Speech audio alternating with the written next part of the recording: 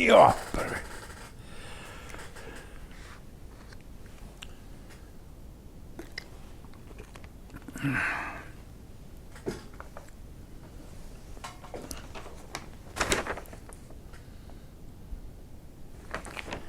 Hemdeki mavzu ve leksiyemiz vatandaşa.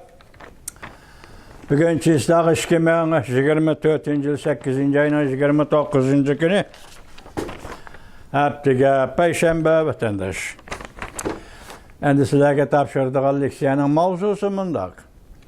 Amerika Qo'shma Shtatlari yangi yadro qurollari davriga kirdi. Mavzuli xabarda Amerika Jungo istitak bo'lmagan yadro qurollari masalasida elishish davriga kirdi deb tushunsa bo'ladi. Mavzuli xabar 8 ayning 29 kuni Amerika ovozining Xitoy tel programmasi e'lon qilindi. Xabar mundaq boshlandi.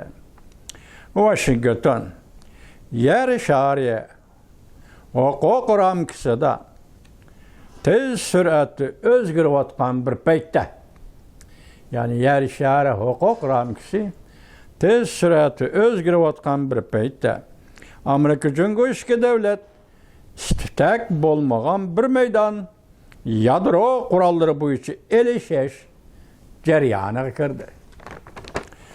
Jungoning yadro qurollarini o'zliksiz taraqqiy qildirishiga ergishib, Amerika Qo'shma Shtatlari yadro strategiyasi siyosatini tezlik bilan tanishib, yangi yer shari bexatarlik muhitida yadro popozi kuchini saqlab turmoqchi bo'ldi.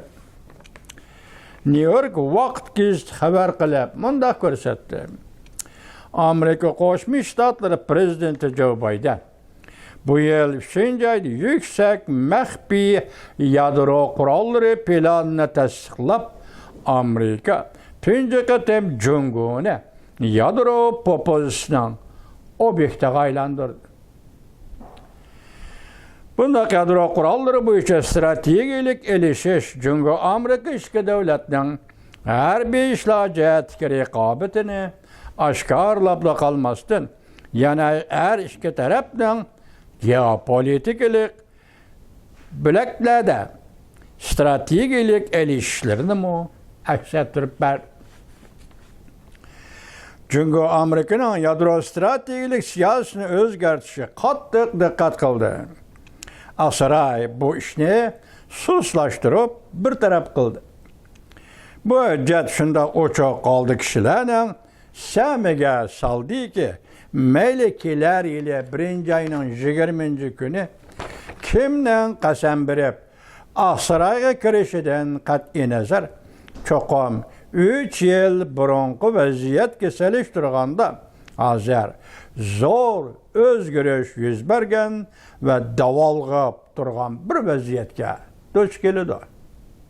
Ya'ni bir anglab vatandoshlar, kelar yili 1-oyning 20 kuni kimdan qasam berib Asrayga kirishidan qat'iy nazar u kishi cho'qim 3 yil burungi vaziyatga solishtirganda zo'r o'zgarish yuz bergan va davolg'ab turgan vaziyatga duch keladi deb ko'rsatdi New York vaqt gazeti.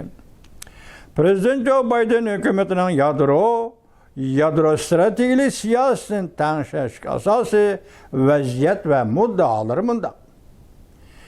So'g'oq munosabatlar urushi oxirlashgandan beri Amerika Qo'shma Shtatlari yadro qurollariga tayanib qolishni azaytish uchun izchil tirishchanlik ko'rsatib keldi. Hamda harbiy tayyorliklarni tizginlash bo'yicha suhbatlar o'tkazib, urushning xatarini pasaytib keldi.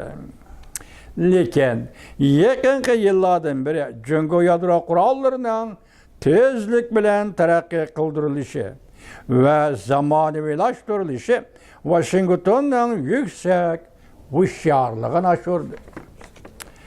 Jungoning yadro qurollari aslari navbatda dunyoda eng tez taraqqiy qilayotgan yadro qurollari aslahalaridir deb ko'rsatdi New York vaqt gazeti. Ama Amerika Qo'shma Shtatlari Davlat Mudofaa Ministerligining faraz qilishicha, Jungoning yadro o'q beshining soni 2014-yildagi 250 dona o'q beshidan 2024-yildagi 500 dona yadro o'q beshiga ko'paydi. Belki 2035-yilga barganda bu son 1500 dona yadro o'q beshiga ko'payishi mumkin. Bundaqda Jungoning yadro qurollari zapsi Amerika bilan Rossiyaning yadro skilotini qo'shgan bir ko'lamga barobar keladi. Ya'ni 2035-yilga borganda Amerikaning Rossiyaning ikki davlatning skilotdagi yadro qurollari o'q beshini qo'shganda 2035-yilga kelganda, ya'ni Jungoning yadro o'q beshi qurolining soniga yetishmaydi. Shuningga barobar atrofida keldi deydi.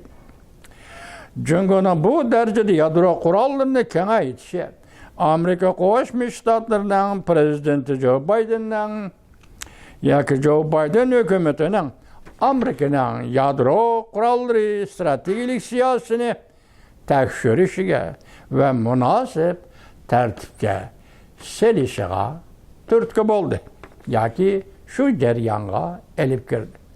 Jungo yadro qurollarini ko'paytdi. Buningga ergishib Amerika Qo'shma Shtatlari o'zidan ham yadro qurollarini tekshirishga boshladi va shu tartib shu jarayonga kirib keldi deydi vatandosh.